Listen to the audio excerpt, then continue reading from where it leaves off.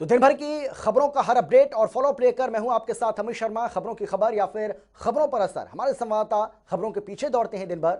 Ground zero से सीधी खबर बताएंगे आपको जनता रिपोर्टर। राजधानी दिल्ली में बढ़ता तापमान पश्चिम बंगाल में सियासी पारे को पार नहीं कर पा रहा। बंगाल में चुनाव हुए वक्त हो चुका है, लेकिन सियासत कम होने का नाम नहीं ले रही है। बंगाल में भारतीय जनता पार्टी के सामने अपने विधायकों को बचाए रखना कड़ी चुनौती बनता जा रहा है। दरअसल खबर है कि बंगाल में कई बीजेपी विधायक पार्टी छोड़ सकते हैं। इन अटकलों पर चर्चाएं तेज इसलिए हो रही हैं क्योंकि बीते दिन बंगाल भाजपा में एक अहम बैठक बुलाई गई, लेकिन इसमें कई दिग्गज शामिल नहीं हुए। इनमें वो नेता शामिल थे जो टीएमसी से बीजेपी में शामिल हुए हैं। हालांकि पार्टी प्रदेश अध्यक्ष इन तमाम अटकलों को खारिज कर रहे हैं। उत्तर प्रदेश विधानसभा चुनाव से पहले कांग्रेस को लगा बड़ा झटका। भारतीय जनता पार्टी में शामिल हुए कांग्रेस के वरिष्ठ नेता जितिन प्रसाद। केंद्रीय मंत्री पीयूष गोयल की अध्यक्षता में भारतीय जनता पार्टी में शामिल हुए जितिन प्रसाद उत्तर प्रदेश विधानसभा चुनाव के सियासी समीकरण में जितिन प्रसाद को भारतीय जनता पार्टी के ब्राह्मण चेहरे के तौर पर देखा जा रहा है। जितिन प्रसाद को बीजेपी में शामिल कराने के बाद केंद्रीय मंत्री पीयूष गोयल ने कहा, यूपी की राजनीति में जितिन प्रसाद की भूमिका काफी अहम होने वाली है। वहीं इस दौरान जितिन प्रसाद ने कहा, मैंने 7-8 सालों में यह अनुभव किया है, असल मायने में कोई संस्थागत राजनीतिक दल है तो वह है भारतीय जनता पार्टी। बाकी दल तो व्यक्ति विशेष और क्षेत्र के होकर रह गए हैं। इसके साथ ही जितिन प्रसाद ने कहा, जिस चुनौतियों और परिस्थितियों का सामना देश इन दिनों कर रहा है, उससे निपटने के लिए अगर कोई उपयुक्त दल है तो वह है भारतीय जनता पार्टी, और कोई उपयुक्त नेता है तो वह है देश के प्रधानमंत्री नरेंद्र मोदी। कांग्रेस में मैं अपने लोगों की सेवा नहीं कर पा रहा था, मुझे उम्मीद है बीजेपी के माध्यम से मैं अपने लोगों की सेवा कर सकूंगा। कांग्रेस के खुद के विरोधी गुट G23 नेताओं में भी जितिन प्रसाद शामिल रहे थे। हालांकि जितिन प्रसाद को पश्चिम बंगाल विधानसभा चुनाव के लिए प्रभारी बनाकर भेजा गया था, लेकिन ये अवार्ड से कहीं ज्यादा उनके लिए सजा के तौर पर कहा जा रहा था, क्योंकि लगातार जितिन प्रसाद कांग्रेस में रहते हुए भी कांग्रेस नेतृत्व के खिलाफ आवाज उठाते हुए नजर आ रहे थे।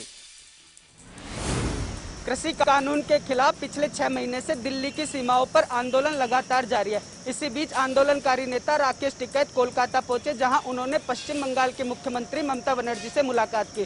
जानकारी के मुताबिक राकेश टिकैत ने ममता बनर्जी को सीएम बनने पर बधाई दी, इसके साथ ही आंदोलन में उनका सहयोग मांगा। आपको बता दें कि विधानसभा चुनाव के दौरान राकेश टिकैत पश्चिम बंगाल में सक्रिय थे, जहाँ उन्होंने विधानसभा चुनाव के दौरान कई रैलियां भी की थी। मुंबई में लगातार मूसलाधार बारिश के बाद मुंबई का जो जीवन है वो अस्त व्यस्त हो चुका है। अगर मुंबई की लाइफलाइन की बात करें, लोकल ट्रेन सुबह से बाधित है। काफी धीमी रफ्तार से लोकल ट्रेन चल रही है और मुंबई के जो निचले इलाके हैं वहां पर पानी भर चुका है और वहां पर लोगों को काफी दिक्कतों का सामना करना पड़ रहा है। अगर बीएमसी की तैयारी की बात करें तो फिर से मानसून के अंदर बीएमसी की पोल खोलती हुई नजर आ रही है।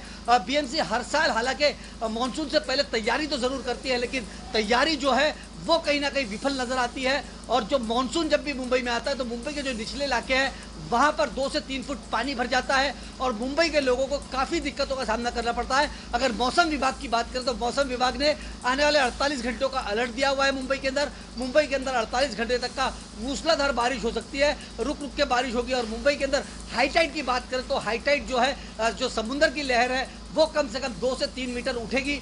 अगर बीएमसी की तैयारी की बात करें तो बीएमसी की तैयारी यहां पर विफल नजर आ रही है। अब देखना यह है कि मुंबई के अंदर बारिश से मुंबईकरों को कब निजात मिलती है।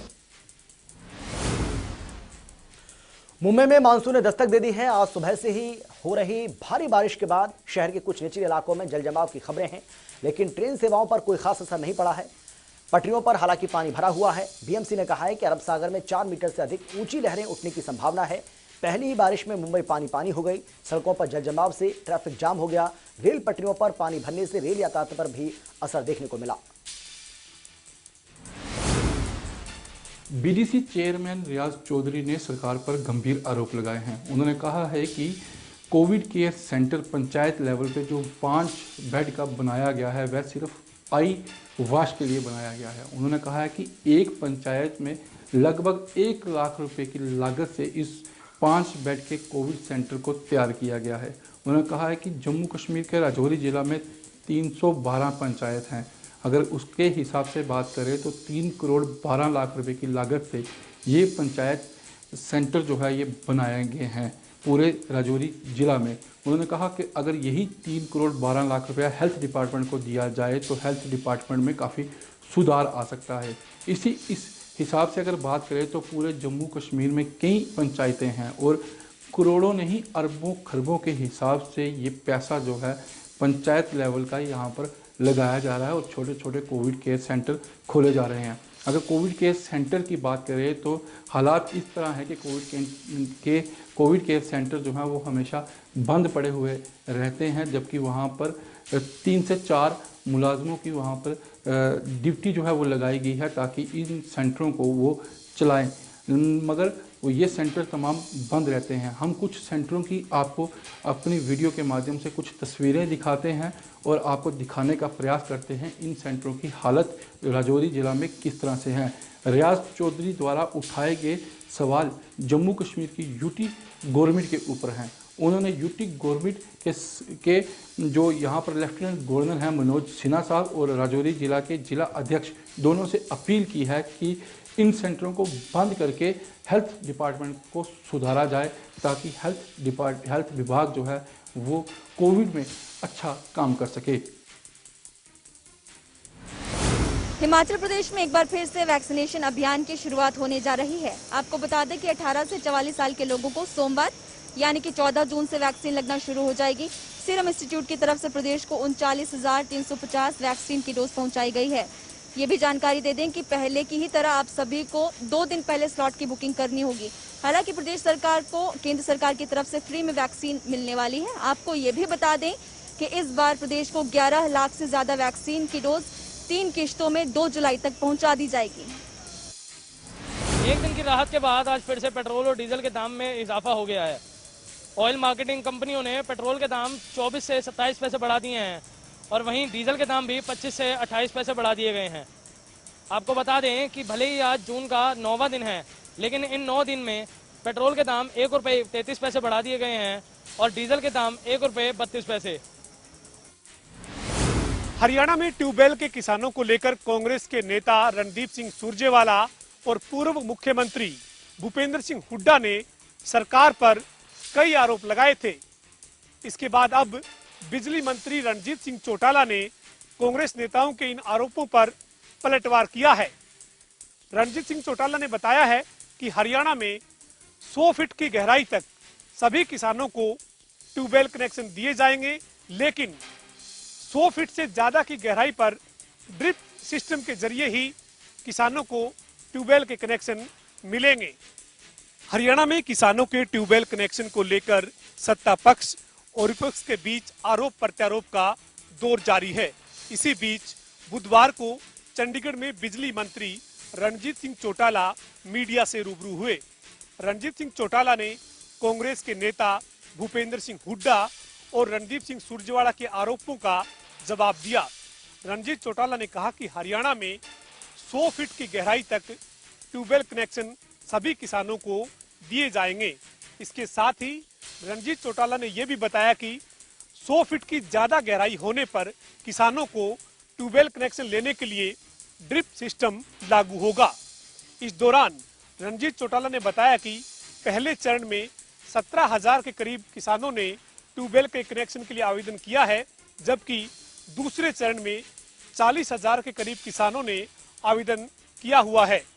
रणजीत चौटाला ने कहा कि जून 2022 तक तमाम किसानों को बिजली के ट्यूबवेल के कनेक्शन उपलब्ध करवा दिए जाएंगे। इसके अलावा बिजली मंत्री रणजीत चौटाला ने यह भी जानकारी दी है कि पहले ट्यूबवेल के पंप सेट के लिए केवल एक ही कंपनी की मोटर की स्वीकृति थी, लेकिन अब 7 अन्य कंपनियों को भी इसमें शामिल किया गया है। रस बर्तन में आकार गड़ा, बर्तन मिट्टी से बचा धरा, क्यों मैं कुम्हार लाचार पड़ा। कोरोना महामारी ने कुम्हारों की जिंदगी पर ही जैसे लॉकडाउन सा लगा दिया है।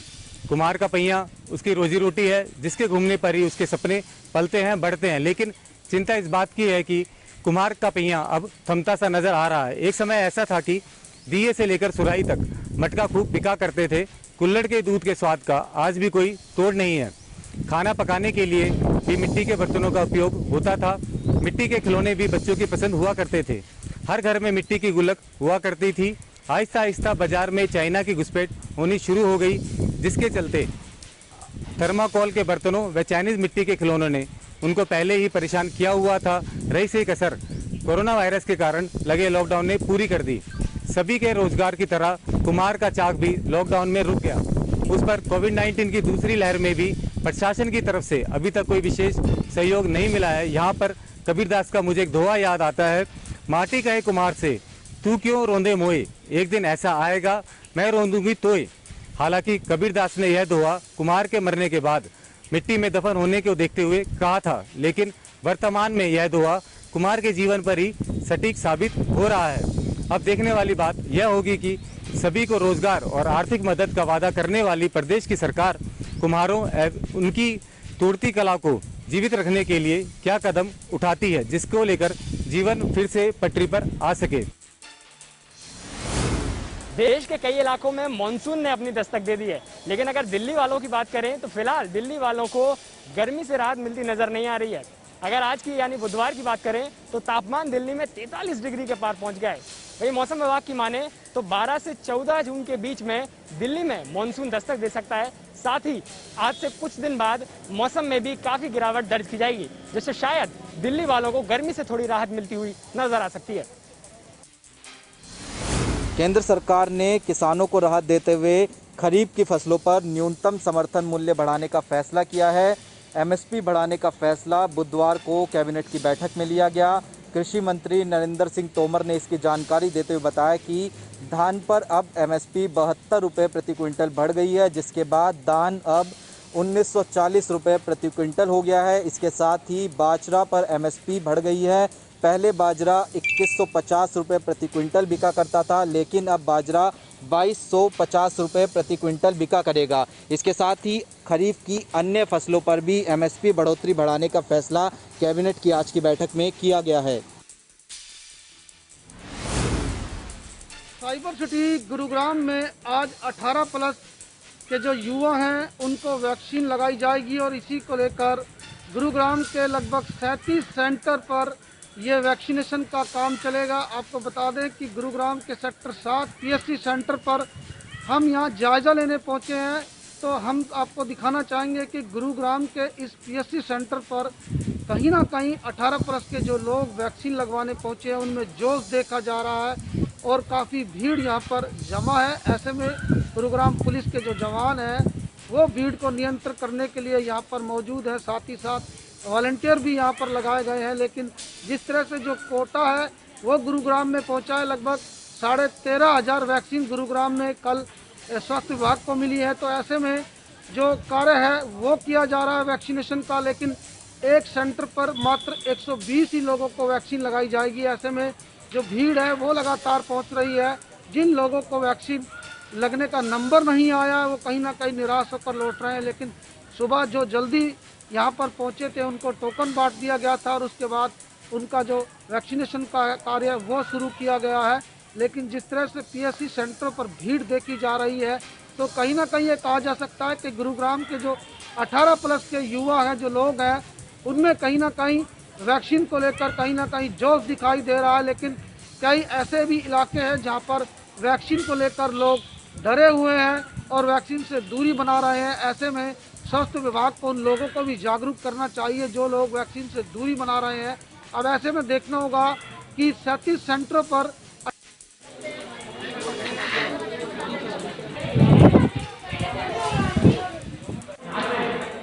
कोरोना संकट के बीच गुरुग्राम में फिर से 18 प्लस वालों के लिए टीकाकरण शुरू हो गया है। साथ ही अस्पतालों में ओपीडी सेवा भी शुरू हो गई है। आपको बता दें कि हर सेंटर पर स्वास्थ्य विभाग की तरफ से 120 लोगों को डोज देने की प्रक्रिया रखी गई है। जिले में 37 सरकारी हेल्थ सेंटर पर 18 प्लस वालों के टीकाकरण होगा।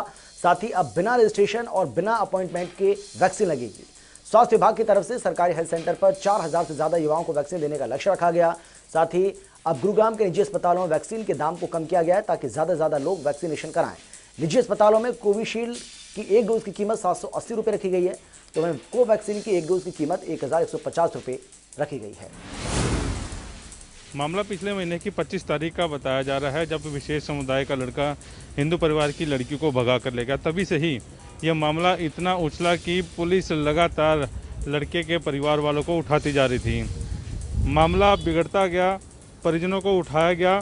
उसके बाद कल शाम की ये घटना बताई जा रही है जब लड़के के मौसा को पुलिस उठा कर ले आई और 3rd डिग्री के साथ इतना टॉर्चर किया कि उस व्यक्ति की 3rd डिग्री में ही मौत हो गई। मामला भड़का, देर रात तक इसी अस्पताल में, सिविल अस्पताल में हंगामा होता रहा। पूरी पुलिस छावनी को यहाँ पर तब्दील कर दिया गया। तमाम डीएसपी, एसपी, एसएचओ यहाँ पर ड्यूटियाँ लगाई गई। अभी हम उसी अस्पताल में शामिल हैं, खड़े हैं और यहीं पर बताएं कि आपको पिछली तरफ भारी पुलिस बल तैनात भी किया गया है। परिजन यहाँ पर अभी हैं और मौके पर अभी पोस्टमार्टम किया जा रहा है। पुलिस बल अभी भी तैनात इसलिए किया गया है कि कहीं कोई दंगा ना भड़क जाए। अभी फ़िलहाल पानीपत पुलिस ये बता रही है कि इसमें 4 लोगों की गिरफ्तार हुई है। एएसआई धर्म सिंह को देर रात ही गिरफ्तार कर लिया गया था और उसके साथ साथ 3 लोगों को और पानीपत पुलिस ने गिरफ्तार किया है। लेकिन परिजन इस बात पर अड़े हैं क्योंकि 6-7 पुलिसकर्मी उस समय मौके पर मौजूद थे जिन्होंने 3rd डिग्री दी। अभी ये तो पानीपत पुलिस सवालों के घेरे में है। दरअसल पुलिस कस्टडी में एक शख्स की मौत हो गई है। बताया जा रहा है कि मृतक के भांजे पर लड़की को भगा कर ले जाने का आरोप है, जिसके बाद पुलिस ने आरोपी के मौसा को पूछताछ के लिए थाने लेकर आई है। आरोप यह है कि थाने में पुलिस ने शख्स की पिटाई भी की। इनकी चकबंदी के संबंध में मांगी गई आरटीआई का जवाब न देने पर राज्य सूचना आयोग ने फरीदाबाद नगर निगम पर 20,000 का जुर्माना ठोका है, जो कि संबंधित इंफॉर्मेशन अधिकारी के वेतन से काटा जाना था। बता दें कि न्यायिक संघर्ष सुधार समिति और बार एसोसिएशन के पूर्व प्रधान एलएन पराशर ने जमीन की चकबंदी के संबंध में फरीदाबाद नगर निगम से एक आरटीआई मांगी थी, जिसका जवाब लंबा समय बीत जाने के बाद भी अधिकारियों द्वारा नहीं दिया गया, जिसकी अपील राज्य सूचना आयोग को की गई और राज्य सूचना आयोग ने तुरंत एक्शन लेते हुए फरीदाबाद नगर निगम पर 20,000 का जुर्माना लगा दिया। लेकिन अभी तक जो जुर्माना संबंधित अधिकारी के अकाउंट से या खाते से उसके वेतन से काटा जाना था, वो अभी तक जुर्माना नहीं भरा गया है। कोरोना महामारी के चलते स्वास्थ्य विभाग के कर्मचारी लगातार 24 घंटे कोरोना योद्धा बन के सेवा में जुटे हुए हैं। वहीं अब उनके कंधों पर डेंगू और मलेरिया से निपटने की जिम्मेवारी भी आन पड़ी है और जून माह को मलेरिया रोधी माह के रूप में मनाया जा रहा है और स्वास्थ्य विभाग की टीमें घर घर जाकर लोगों को डेंगू और मलेरिया के प्रति जागरूक कर रही हैं और जो टंकियां हैं और होदी हैं या जहां गड्ढे हैं वहां दवाई डालने का काम कर रहे हैं ताकि लार्वा न पनपे। कोरोना के बाद अब स्वास्थ्य कर्मियों के कंधे पर डेंगू और मलेरिया रोकने की चुनौती है। जून महीने को मलेरिया रोधी महीने के रूप में मना रहा है। स्वास्थ्य विभाग के कर्मचारी फिलहाल कोरोना संक्रमण के फैलने से रोकने के लिए और कोविड-19 से संक्रमित मरीजों के इलाज में लगे हुए हैं। लेकिन अब दोहरी चुनौती उनके सामने आ खड़ी हुई है, क्योंकि डेंगू और मलेरिया से निपटने की चुनौती उनके सामने है। हरियाणा की पूर्व स्वास्थ्य मंत्री डॉक्टर कमला वर्मा पंचतत्व में हुई विलीन। डॉक्टर कमला वर्मा पहले कोरोना महामारी की चपेट में आई थी और उसके बाद पिछले कुछ दिनों से ब्लैक फंगस से ग्रसित थी और उनका इलाज यमुनानगर के एक निजी अस्पताल में चल रहा था। कल देर शाम हार्ट फेल होने से उनका निधन हो गया, जिसके बाद ये खबर सुनते ही भाजपा में शोक की लहर दौड़ गई और उनके अंतिम दर्शनों के लिए बीजेपी के दिग्गज नेता, मंत्री और सांसद अंतिम विदाई देने पहुंचे। बीजेपी के नेताओं ने बताया कि वो हरियाणा की पहली महिला प्रदेशाध्यक्ष रही और साथ ही साथ हरियाणा की 3 बार कैबिनेट मंत्री भी रही। उनका जाना एक ऐसी क्षति है जिसे कभी पूरा नहीं किया जा सकता। साथ ही उन्होंने कहा कि वो हमारी प्रेरणा स्रोत हैं और उनकी दी हुई प्रेरणा आज भी हमारा मार्गदर्शन कर रही है और आगे भी मार्गदर्शन करती रहेगी। हम आपको बता दें कि जिस अस्पताल में डॉक्टर कमला वर्मा का निधन हुआ, उसी अस्पताल का 1992 के अंदर उन्होंने उद्घाटन किया था। वहीं इसको लेकर भाजपा में शोक की लहर है। बीजेपी के वरिष्ठ नेता और पूर्व स्वास्थ्य मंत्री का कल देर शाम निधन हो गया। 93 साल की थी पूर्व स्वास्थ्य मंत्री डॉक्टर कमला वर्मा। पिछले कुछ दिनों से वो ब्लैक फंगस से ग्रसित थी और उनका इलाज यमुनानगर के निजी अस्पताल में चल रहा था। सूर्य आग उगल रहा है, जून का महीना है, लोग गर्मी से परेशान हैं। ऐसे में ग्रामीण क्षेत्रों में पेयजल संकट और बिजली संकट गहरा गया है और आज महम के मदीना गांव के ग्रामीणों ने बिजली घर के सामने प्रदर्शन किया है, तालाबंदी की है और सरकार के खिलाफ और बिजली वितरण निगम के खिलाफ नारेबाजी की है। और ग्रामीण महम में बिजली कट की समस्या से परेशान ग्रामीणों ने मदीना बिजली घर के गेट पर ताला जड़ दिया। आखिर 150 अस्थियों को गंगा मैया का आंचल मिल ही गया। जी हाँ, ये वो ही अस्थियां थी जिन लोगों की कोरोना काल में मौत हो गई थी। परिजन उन अस्थियों को लेने यहाँ शमशान घाट में नहीं आए। पंचनद सभा तथा पंजाबी समाज आगे आया और उन्होंने न केवल एम्बुलेंस निःशुल्क प्रदान की, बल्कि यहाँ से सभी अस्थियों को एकत्रित कर विधि विधान से यह पूजन कर हरिद्वार के लिए रवाना किया। आज सुबह सभी अस्थियों का विसर्जन गंगा मैया में कर दिया गया। इस पंजाबी समाज के इस प्रयास की रेवाड़ी की जनता तहे दिल से उनका साथ। कोरोना काल का दर्द जिंदगी भर सताता रहेगा। एक दर्द इस बात का भी रहेगा कोरोना ने हमारे अपनों को ही ले लिया, और दूसरा यह है कि हम अपनों को ससम्मान अंतिम विदाई भी नहीं दे पाए।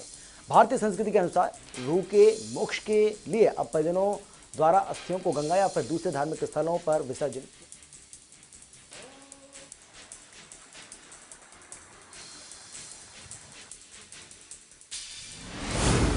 कल यानी गुरुवार को इस साल का पहला सूर्य ग्रहण लगने वाला है।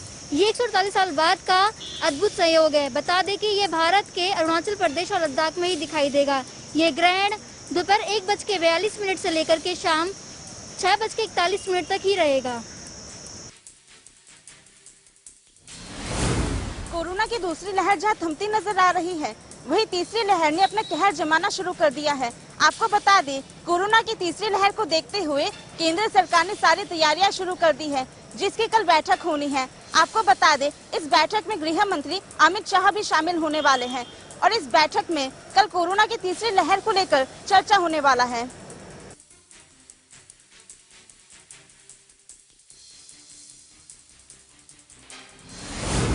क्या यूपी में सीएम का चेहरा बदल जाएगा? क्या यूपी में प्रदेश अध्यक्ष का चेहरा भी बदल सकता है? हालांकि अब इन बातों का कोई मायने नहीं रहा, क्योंकि देश के सबसे बड़े सूबे में बीजेपी अपने पुराने चेहरों को चुनावी रण में उतारने जा रही है। दरअसल यूपी के सियासी गलियारों में इन दिनों कई तरह की खबरें सामने आ रही है। अब खबरें सामने आ रही है कि यूपी में अगले साल विधानसभा चुनाव में बीजेपी प्रधानमंत्री को अपना चेहरा नहीं बनाएगी, बल्कि सीएम योगी और प्रदेश अध्यक्ष स्वतंत्र देव सिंह यूपी में बीजेपी के बड़े चेहरे होंगे। बाबा का ढाबा, ये नाम तो आप सभी को याद ही होगा। जी हाँ, पिछले लॉकडाउन में बाबा का ढाबा काफी मशहूर हुआ था, जो कि मालवीय नगर में था।